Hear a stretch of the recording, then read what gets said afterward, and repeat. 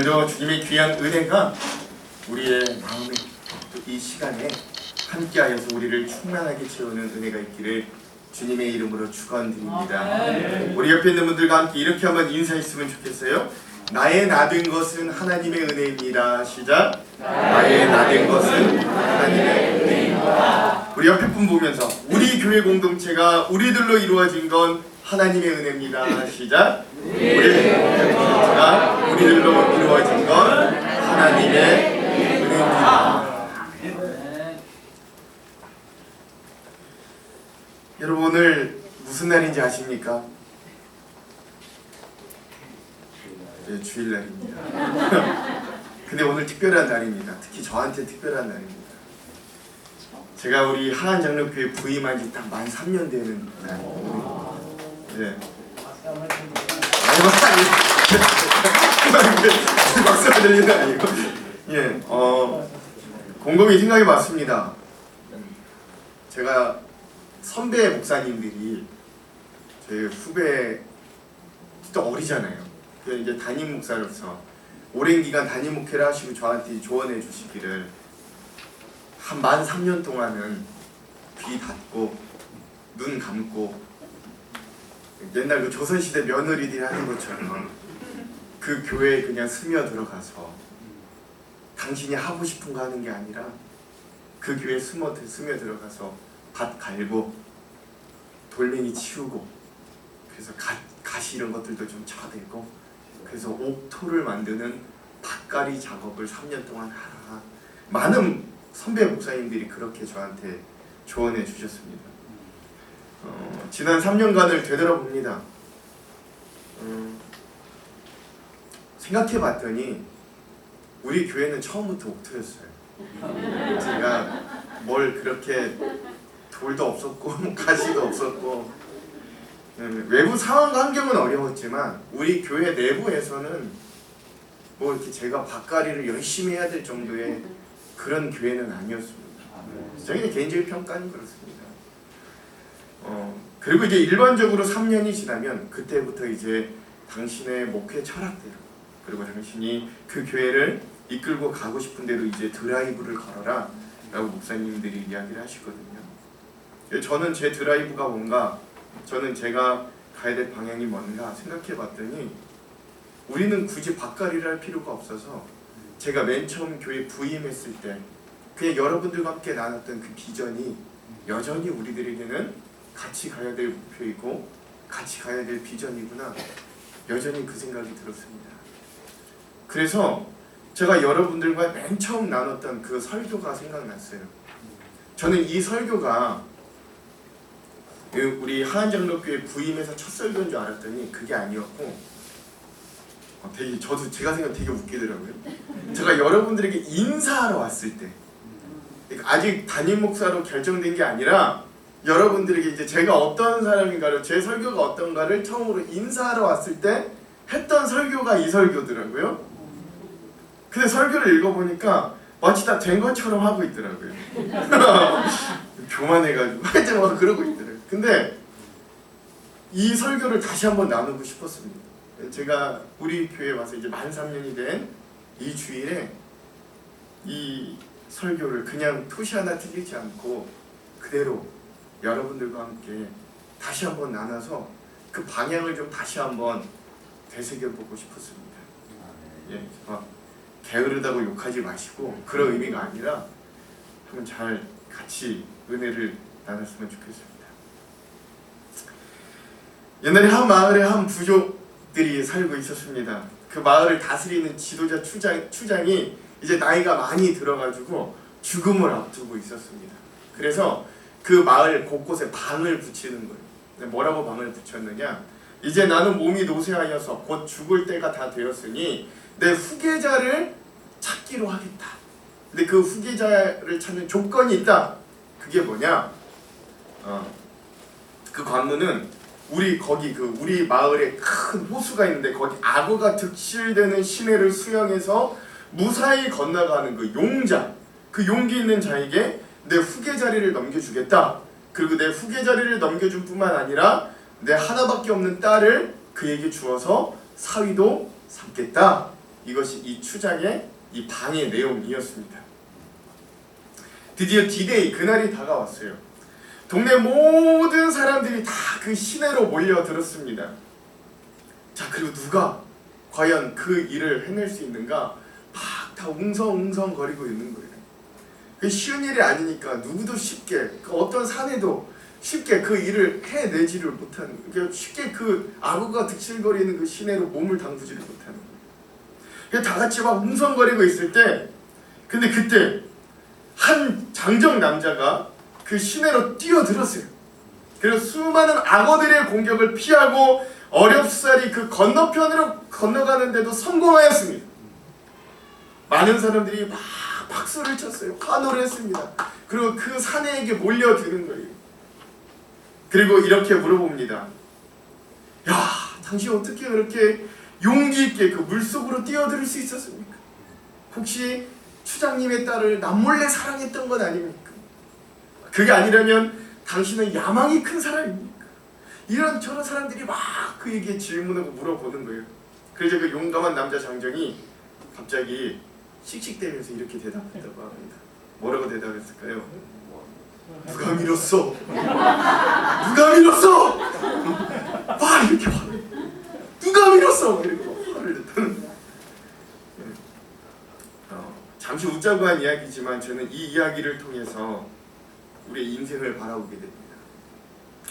우리 인생이 다 내 것 같고 내 의지대로 살아가는 것 같지만 우리의 인생은 누군가에 의해, 때론 어떤 힘에 의해 떠밀려 오듯이 내 의지와 상관없이 생을 명으로 받은 그런 존재들만, 이 웃자고 한 이야기지만 마치 오늘 우리의 존재가 꼭 그 남자와 같다 라는 것들을 느끼게 됩니다.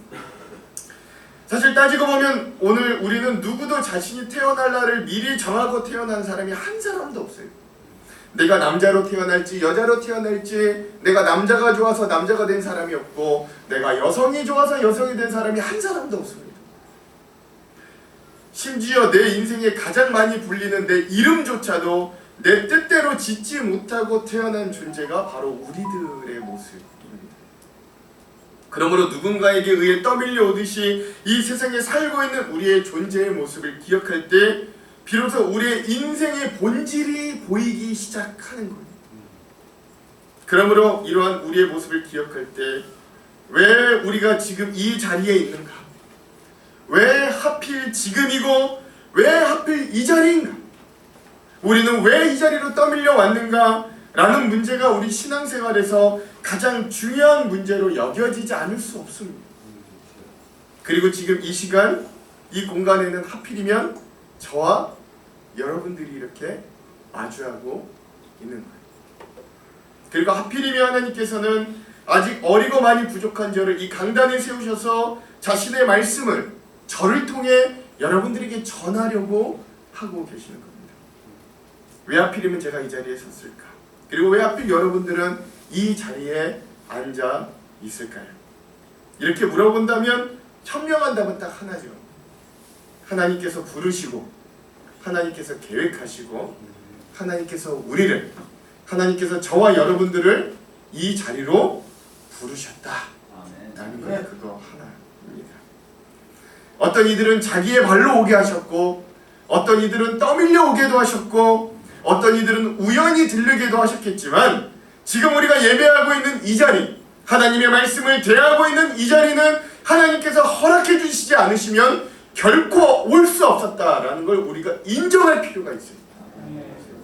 그래 이 자리가 정말 하나님께서 우리에게 허락해 주신 귀한 은혜의 자리인 줄 믿고 고백하는 저와 여러분 되기를 간절히 축원합니다. 또 하필 제가 이 자리에 서게 하신 하나님의 뜻이 있다면 분명히 이곳에는 저와 여러분들을 향한 하나님의 선하시고 온전한 계획과 은혜가 있을 줄로도 확신합니다. 그래서 우리는 하필이면 지금 오늘의 이 시간 아니면 받지 못할 하나님의 은혜를 바라보는 시간이 되기도 간절히 소망해 봅니다. 오늘 말씀에 보면 바울은 이렇게 고백해요. 디모데후서 1장 9절의 말씀을 보면 하나님이 우리를 구원하사 거룩하신 소명으로 부르심은 우리의 행위대로 하는 게 아니었대요. 하나님의 구원하심, 하나님의 은혜 주심은 오늘 우리가 행위에 따라, 오늘 우리가 어떻게 하느냐에 따라서 주신 게 아니래요. 오직 자기의 뜻, 그리고 영원 전부터 그리스도 예수 안에서 우리에게 주신 은혜대로 하나님이 오늘 이 자리로 우리를 불러주셨다. 은혜를 주셨다. 믿음을 주셨다. 구원을 얻게 하셨다. 라고 이야기합니다. 즉 하나님께서 영원 전부터 우리에게 예비하시고 계획하신 하나님의 뜻을 우리의 행위대로가 아니라 은혜로 우리에게 주셨다. 값없이 주셨다. 라고 하는 말이죠. 그래서 우리의 삶에 거룩한 소명이 있고 구원이 있게 하셨다. 라는 말입니다. 근데 여기서 중요한 건 뭐냐? 이 모든 것들을 언제부터 준비하셨냐? 영원 전부터. 이 세상을 만들기 전부터 하나님은 오늘 우리에게 그 은혜와 믿음을 이미 예비하여 주셨다. 라는 것입니다. 그래서 하나님은 우리 한 사람 한 사람들을 창조하시기 전부터, 이 태초가 있기 전부터, 영원 전부터 이미 아셨고, 이미 계획하셨고, 이미 인도하고 계셨다라는 사실입니다. 그러면 우리의 삶의 자리가 그저 우리에게 우리가 그저 있는 자리가 아니라 어떤 우연과 우연이 합쳐서 우리가 이 자리에 지금 앉아 있는 것이 아니라 영원 전부터 예약되어 있었고 준비되어 있었던 자리라는 놀라운 사실을 오늘 우리가 깨닫게 됩니다. 또 오늘 또 한 절의 본문, 오늘 고린도전서 15장 10절의 말씀을 보면 내가 나 된 것은 뭐 때문이래요? 하나님의 은혜 때문에 내가 나 될 수 있다 라고 고백합니다. 즉 내가 나 될 수 있는 가장 큰 이유, 내가 진짜 나를 발견할 수 있는 가장 큰 이유는 가장 큰 힘은 바로 하나님의 은혜가 있을 때야 비로소 가능하다라고 하는 말이죠. 그래서 우리의 삶의 자리를 깊이 들여다볼 때 하나님의 은혜를 빼놓고는 우리가 생각을 할 수 없는 거예요. 특별히 믿음을 가지고 있는 사람들, 하나님의 거룩한 부르심으로 소명을 받고 구원의 확신을 얻은 사람들에게는 더욱더 이 은혜가 우리에게 굉장히 크게 다가온다라고 하는 것입니다. 그런데 여러분, 문제가 하나 있어요. 심각한 문제가 있어요. 그게 뭐냐?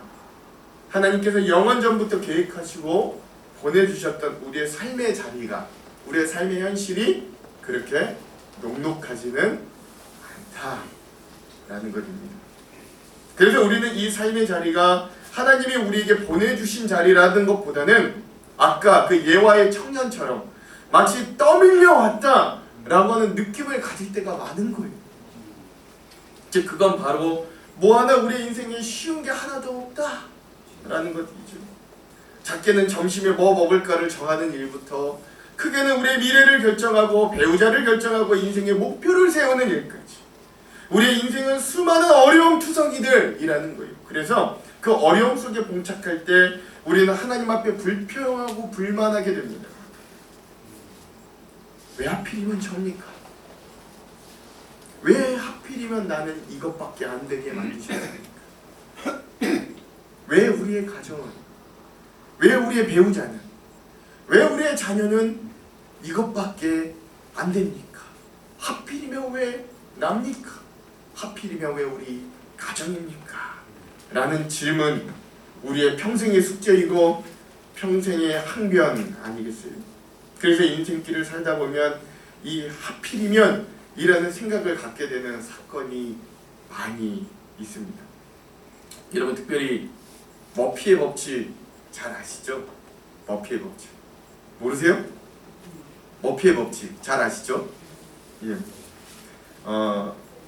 이 머피의 법칙은 에드워드 머피라는 중령이요 공군이었는데 이제 이 비행기 실험을 이제 중력에 얼마나 사람이 그 비행기에 버틸 수 있나 이걸 시험을 하는데 이 시험을 만들어 놓고 이제 본인이 다 할 수 없으니까 부하들에게 이 실험을 할 수 있도록 맡겨둔 거예요. 근데 재밌는 건 뭐냐면 이 실험이 꼭 두 가지 길이 있다고 합니다.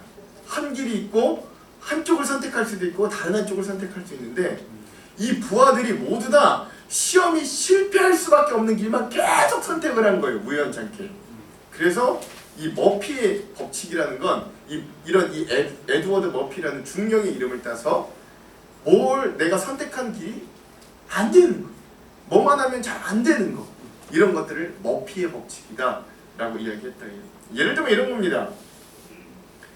우산을 깜빡하고 가져오지 않는 날에는 꼭 뭐가 와요? 비가 와요. 이런 거예요. 그렇죠? 우리 차선이 차가 막혀가지고 내가 옆차선 좀 빨리 가는 것 같아 옆차선으로 가면 거기는 꼭 막히고 내가 나왔던 차선은 다시 뚫리고 뭐 이런 걸 머피의 법칙이라고 한다면, 오랜만에 여성들 화장이 잘 돼가지고 예쁘게 차려입고 나가면 거리에 사람들이 그렇게 없어요. 뭐 이런 거. 그렇죠? 소풍 가는 날, 세차하는 다음 날, 마음 먹고 입을 빨리한 다음 날은 꼭 뭐가 와요? 비가 와요. 그렇죠? 버스 기다리다가 오랫동안 안 와가지고 택시를 탔더니 바로 뒤에 그 버스가 와요. 뭐 이런 거죠. 기계가 고장나서 기술자를 부르면 기술자가 집에 당도했을 때 갑자기 아무 일도 없다는 듯이 그 기계가 잘 돌아가요.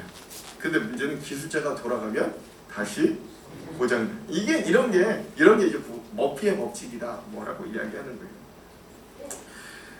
이런 일들은 아마도 분명히 왜 나에게만 이런 의문을 전제합니다. 그래서 안타까움과 원망의 마음을 표현할 때 주로 사용하는 이야기가 우리들은 보통 하필이면이라는 단어입니다. 그런데 그거를 어떻게 사용하느냐에 따라서 하필이면이라는 의미가 전혀 달라집니다. 사진 하나 보여주시겠어요? 한 10여 년 전에 암으로 세상을 떠나신 서강대에서 영문학을 가르치시던 고 장영희 교수님이라고 합니다. 소아마비 지체 3급으로 태어났지만 그 모든 상황을 극복하고 90년대 말 서강대 영문학 교수를 역임하셨습니다. 서강대 인문대를 다녔던 학생들이라면 항상 양 겨드랑이에 이 목발을 짚고 당시 신설되었던 철제 슬로프를 힘들게 다니면서도 늘 미소 띠고 학생들에게 인사를 모두 받아주셨던 이 장영희 교수님을 기억할 정도였다고 합니다. 장애뿐만 아니라요, 이 교수님이 다른 사람들은 한 번 걸려도 엄청난 일인 암을 3번이나 걸리셨어요. 유방암, 척추암, 마지막엔 간암. 그래서 그 간암으로 돌아가셨거든요. 장애뿐만 아니라 이런 항암 치료를 평생 달고 다니셨던 이 교수님이 그래도 많은 사람들에게 희망의 전도사, 소망의 전도사라고 이름이 났습니다. 그리고 이 교수님이 쓰셨던 내 생에 단 한 번이라는 책에 이런 한 에세이 글귀가 있다고 해요. 이 제목도 하필이면입니다. 제가 한번 읽어볼게요. 언젠가 치과에서 본 여성 잡지에는 모 배우가 화장품 광고 출연료로 3억 원을 받았다는 기사가 실려 있었다. 3억이면 내가 목이 쉬어라 가르치고 밤새워 페이퍼를 읽으며 10년쯤 일해야 버는 액수인데 이 여배우는 그 돈을 하루 만에 벌었다는 것이다. 그건 재능이나 노력과는 상관없이 오로지 타고난 생김새 때문인데 그렇게 나의 의지와 상관없이 일어난 일 때문에 불이익을 당한다는 건 아무리 생각해도 불공평한 일이다. 나는 내가 잘 빠진 육체는 가지지 못했어도 그런대로 꽤 아름다운 영혼을 가졌다고 생각했지만 아마 내 아름다운 영혼에는 3억 원은커녕 300원도 주는 사람들이 없을 것이다. 그러니 어차피 둘 다 못 가지고 태어날 바에야 아름다운 몸뚱이를 갖고 태어날 일이지 왜 하필이면 300원도 못 받을 아름다운 영혼을 갖고 태어났는가 말이다. 그래서 하필이면이라는 말은 내게 한심하고 슬픈 말이다. 그런데 어제 저녁 초등학교 2학년짜리 조카 아름이가 내게 던진 하필이면은 전혀 그렇지 않았다. 길거리에서 귀여운 팬더곰 인형을 하나 사서 조카 아름이에게 갖다 주자 아름이는 눈을 동그랗게 뜨고 환한 미소를 지으며 그런데 이모, 이걸 왜 하필이면 나한테 주는데? 하는 것이다. 다른 형제들이나 사촌들도 많고 암만 생각해도 특별히 자기가 받을 자격도 없는 듯한데 뜻밖의 선물을 받았다는 아름이 나름대로의 고마움의 표시 하필이면이었다. 외국에서 살다와 우리말이 아직 서투른 아름이가 하필이면 이라는 말을 부적합하게 쓴 예였지만 아름이처럼 하필이면을 좋은 상황에 갖다 붙이자 나의 하필이면의 운명도 갑자기 찬란한 빛을 발하기 시작한다는 걸 깨달았다. 내가 누리는 많은 행복이 참으로 가당찮고 놀라운 것으로 변하는 일이었다. 자, 방금 읽은 이 예화에서처럼 인생을 살아가는 동안 때론 조금 좋은 조건에서 사는 사람들도 있고 그렇지 못한 조건에서 사는 사람들도 있습니다. 그런데 중요한 건 하나님께서 우리에게 주신 인생을 사는데 어떠한 환경에서 사느냐가 중요한 게 아니라는 이야기예요. 우리 인생에 있어 가장 중요한 건 어떤 환경에 사느냐가 아니라 어떤 자세로 살아가느냐, 어떤 태도, 어떤 애티튜드를 가지고 살아가느냐가 중요하다는 겁니다. 왜 하필이면 나에게 이런 일이 생기는 거야? 왜 나에게만 이런 거야? 나는 이 하필이면이 아니라 하필이면 나를, 하필이면 이런 부족한 나에게 이런 은혜를 주시다니 라는 감격의 마음이 있으면 오늘 나의 삶의 조건들이 불평과 원망에서 행복으로 바뀐다는 이 작가의 말이 우리에게 와닿기 시작하는 거죠. 특별히 아무 공로 없이 죽을 수밖에 없는 죄인된 우리, 때론 겉으로는 잘난 척하고 괜찮은 척하지만 사실 저 삶의 밑바닥에서 무엇도 할 수 없어서 좌절하고 낙담하고 넘어지는 우리들, 그런 우리들에게 저 예수 그리스도가 우리를 찾아와 만나 주셨을 때 그 감동을 기억하면, 그리고 그 십자가 사랑을 다시 한번 생각해 보면 이 하필이면이라는 단어의 은혜는 오늘 우리들의 삶에 참으로 놀라운 것이고 충만한 것임을 다시 한번 깨닫게 됩니다. 이런 긍정적인 하필이면의 은혜가 저와 여러분들에게도 있기도 간절히 소망합니다. 아멘. 사실 저는 저의 고백을 하기 위해 이렇게 앞에 장황하게 이야기하였습니다. 앞에서 말했듯이 하필이면 제가 여기 이 자리 여러분들에게 말씀을 전하기 위해 서 있는 이유를 하나님이 다시 한번 저에게 알려주셨어요. 말씀을 준비하면서 하나님이 저에게 불현듯이 깨닫게 해주셨어요. 예수님을 만나서 거듭나고 정말 신앙 안에서 목회자의 길을 걷겠다고 다짐했을 때부터, 그리고 신학교에 처음 입학했을 때부터 저도 모르게, 알게 모르게 저에게 욕심이 있었습니다. 그건 바로 큰 목회를 해야 되겠다라는 것이었습니다. 대형교회 목사가 되는, 많은 성도를 거느리는 것, 좋은 시스템과 좋은 신앙의 프로그램들을 개발하고 만들어야 되겠다는 것, 그것이 겉으로는 대놓고 드러나지는 않아도 젊고 야망 있는 젊은 교육자인 저의 포부이고 꿈이었습니다. 그래서 그랬던 건 아닌데 마침 저의 모교회도, 거쳐갔던 교회들도 어느 정도 규모와 시스템들이 잘 갖춰져 있는 교회이기도 했어요. 그런데 그곳에서 사역을 감당하면서 많이 배우고 많이 성장하기도 했지만 뭔가 자꾸 고갈되는 저의 모습을 발견케 되기도 했습니다.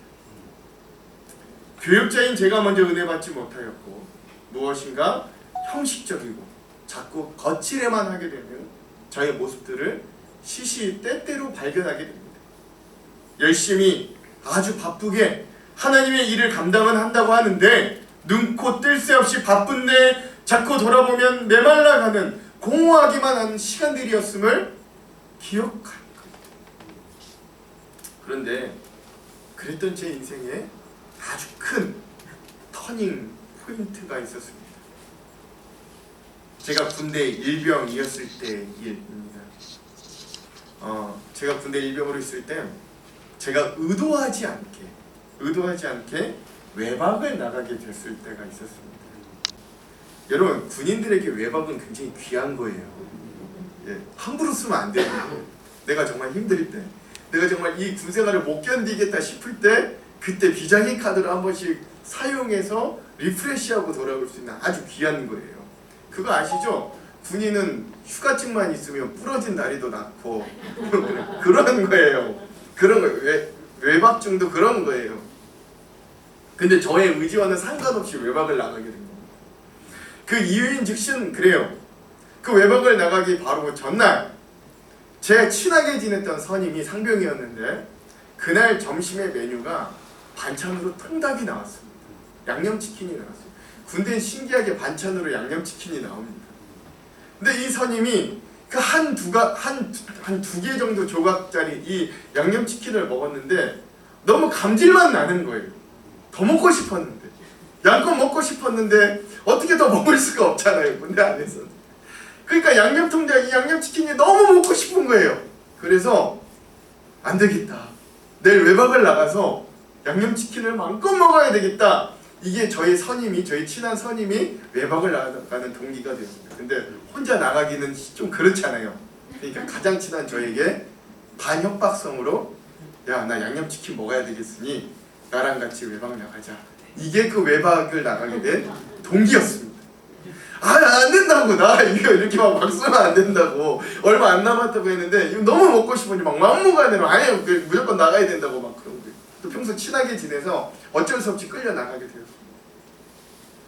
자, 외박을 나가서 가장 처음 뭐 했겠어요? 치킨집으로 달려가가지고 진짜 양념통닭을 그냥 막 정신없이 이제 막 먹고 나서 이제 재밌게 놀았습니다. 재밌게 놀고 외박은 그 부대를 벗어나 그 주변 지역에서 토요일부터 주일까지 1박 2일이기 때문에 주일에는 부대 외곽에 있는 일반인들이 다니는 교회에 나가서 예배할 수 있거든요. 그래서 토요일날 놀고 이제 그 주변에 있는 그 여인숙 같은 데 잡아서 자고, 그리고 주일날 아침에 일어나가지고 이제 제가 또 그 외곽에 있는 교회라도 제가 나가야 되겠다고 하니까 저한테 막 욕을 하더라고요. 너 무슨 내 신학생인 건 알지만 뭐 이렇게 외박까지 나와가지고 뭐 이렇게 교회를 가려 그러냐. 나 가야 된다고. 나 주일날 예배 드려야 된다고. 그러지 가게 된 거예요. 아직도 기억이 생생한데 언덕으로 올라가는 하얀색 건물의 작은 시골 교회였습니다. 한 3층 되는 건물이었던 것 같아요. 그래서 하나님께서 뭔가를 저에게 주려고 마음을 먹으신 건지 그날따라 하필이면 목사님의 말씀도 아주 은혜롭고 모든 예배의 순서가 저에게는 참 은혜가 되는 시간들이었습니다. 그리고 중요한 역사는 광고 시간에 일어났어요. 예배 모든 순서가 거의 맞춰지고 광고 시간에 이제 이것저것 광고를 하시던 담임 목사님이 군복을 입고 있는 저를 뚫어지게 쳐다보시는 거예요. 그래서 저는 이제 저를 자꾸 보니까 내가 뭘 잘못했나, 아니 내 군인이라 여기 군인 가끔 오는데 군인이 오면 소개를 해주시나, 아니 목사님은 명발이 좋으셔서 내가 신학생인 걸 아셨나, 뭐 별의별 생각들을 다 하게 돼요. 저를 계속 쳐다보시니까. 근데 알고 보니까 그 목사님이 저를 쳐다보신 게 아니라 제 바로 뒤에 계신 노 부부를 쳐다보고 계신 거거든요. 그리고 오랜 기간 한 30초 말없이 그 두 부부를 보시던 목사님이 드디어 입을 떼기 시작하십니다. 연유인즉슨 그거예요. 그 두 부부 중에 남편분이 신앙 굉장히 열심히 하셨던 분이었는데 암에 걸리시고, 암의 말기, 4기인가 말기에 걸리시고, 항암 치료를 받으시다 보니까 어떻게 교회를 나오고 싶어도 교회를 나아갈 수가 없는 거예요. 그렇게 오랜 기간 교회를 못 나가다 보니까 이분이 예배를 너무 사모하게 되는 거예요. 교회를 너무 사모하게 되는 거예요. 그러니까 어느 날은 더 이상 안 되겠다고 그 부인되는 권사님에게 나 죽어도 좋으니까 예배 드리다 죽어도 좋으니까 그냥 가서 예배 드리려고, 나 이렇게는 못 있겠다고. 그렇게 해서 이제 이 두 분이 그 어려운 발걸음을 하게 되신 거예요. 오랜만에 그 순간 나오시고. 목사님 그 사연을 이제 아시는 거죠. 그 두 부부를 보십니다. 그러나서 이제 그 두 부부를 일으켜 세우십니다. 그리고 나서 이제 그 목사님이 온 교우들을 향해 그 부부를 향해서 축복성을 부르자라고 이야기를 하시는 거예요. 그리고 그 목사님과 온 교우들이 그 두 부부를 향해서 손을 벌려주고 축복성을 부르는 순간 그 목사님 막 우시는 거예요. 그리고 그 모습을 보며 그 축복을 받는 그 중년 부부도 울기 시작합니다. 그리고 그곳에 있는 모든 성도들이, 심지어 그곳에 처음 예배드리는 군발이 저도 그 은혜에 감동해서 저도 막 우는 거예요. 예. 그리고 그 예배를 드리고 난 이후에 저는 뭔가 깊이 깨달았어요. 그 예배 중에 하나님이 저의 뒤통수를 너무 세게 때리시는 것을 알게 되었어요. 여태까지 내가 생각하고 목표했던 무엇인가가 굉장히 잘못됐다라는 것들을 굉장히 가슴 깊이 깨닫게 되는 순간이었습니다. 좋은 건물, 좋은 시설, 좋은 시스템 있으면 좋죠. 근데 그거 교회의 근간이 되는 게 아니었어요. 허름한 건물, 낡은 피아노, 촌스러운 스타일이라도 그 교회 서로를 위해 진정 마음 아파해주고 위로해주고 함께 울어줄 수 있는 교회 공동체가 된다면 저는 그런 교회에서 목회하고 싶다는 간절한 소망을 가지게 되었습니다. 옛날에 제가 막 도시목회 막 그랬거든요. 근데 물론 저희 한 장로교회도 뭐 시골은 아닙니다만 어쨌든 예. 그 예배 이후에는 시골 목회도 괜찮다, 어디어도 괜찮다, 이런 공동체만 만들 수 있으면 괜찮겠다 라고 생각이 되는 것이었어요.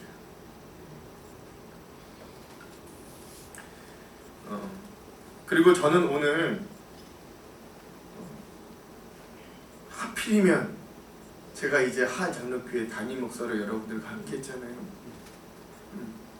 이때 이 기억을 다시 한번 여러분들과 나누면서 오늘 우리가 다시 한번 그런 공동체를 향하는 방향을 우리가 다시 한번 0점 잡는 시간이 되었으면 좋겠습니다. 그런 방향을 다시 한번 우리가 조금 이제 방향이 다른 데로 잡고 있었다면 다시 한번 그런 방향으로 우리 교회의 방향을 잡는 귀한 시간들이 되었으면 좋겠습니다. 하필이면 하나님이 그 일에 부족한 저를 담임 목사로 세우셨고, 하필이면 하나님이 여러분들을 그 일들을 함께할 공동체로 불러 주셨습니다. 사랑하는 성도 여러분, 우리 인생에 무엇 하나 그냥 주어진 게 없고 무엇 하나 우연이 없습니다. 우리가 전능하신 하나님을 고백할 때 그 하나님께서 우리가 이해하지 못하여도 납득되지 않아도 우리를 가장 좋은 길로 인도해 주신다는 걸 포기하지 않는 게 바로 저는 믿음이라고 여깁니다. 우리를 보내주신 가정, 우리의 교회, 일터와 사회, 삶의 곳곳마다 그저 하나님 없이 살지 마시고 하나님을 기억하며 동행하는 삶을 살기를 바랍니다. 그것이 하필이면 하나님께서 우리를 그 자리로 보내주신 하나님의 계획과 은혜입니다. 특별히 제가 좋아하는 찬양이 있는데 그게 바로 하나님의 은혜라는 찬양입니다. 다 잘 아시겠지만 가사 이렇죠. 나를 지으신 이가 하나님, 나를 부르신 이도 하나님, 나를 보내신 이도 하나님, 나의 나된 것은 다 하나님 은혜라. 하필 이 자리에 불러주시고 내 삶과 상황 가운데 몰아가시는 하나님의 뜻이 우리의 삶에 분명히 존재하고 있다. 그리고 그 하나님의 계획하심과 성실하심이 때론 그 길이 편한 길이 아니라 할지라도, 세상적으로는 부유하고 좋은 길은 아니라고 할지라도 하나님은 언제나 우리를 안전한 길로, 가장 우리에게 좋은 길로 인도해 주시는 분임을 믿는 것이 바로 우리 믿는 자들의 하필이면의 믿음이다. 여러분, 이것을 우리가 다시 한번 기억했으면 좋겠습니다. 그러므로 우리에게는 절망이나 낙담할 시간이나 기회도 처음부터 없었던 거예요. 그저 나의 자리가 어떠하든지 또는 나에게 어떤 일이 닥치든지 신실하신 하나님을 믿고 소망 가운데 기다리며 기도하고 기대하는 것이 오늘 우리 믿는 자들이 가져야 될 가장 큰 의미이고 권리임을 여러분 기억하시기 바랍니다. 아멘. 아무쪼록 하나님은 다시 우리들에게 새로운 일주일의 삶을 시작하실 거예요. 이 일주일의 시간 가운데 하필이면 나에게 주시는 이 하나님의 은혜를 기억하시고 불러주신 우리의 삶, 보내주신 일터, 허락해주신 우리의 가정 가운데 하나님의 은혜를 누리고 성령 충만한 마음으로 새 삶을 살 수 있는 저와 여러분, 우리 하안영록교회 공동체 되기를 주님의 이름으로 축원합니다. 축원합니다.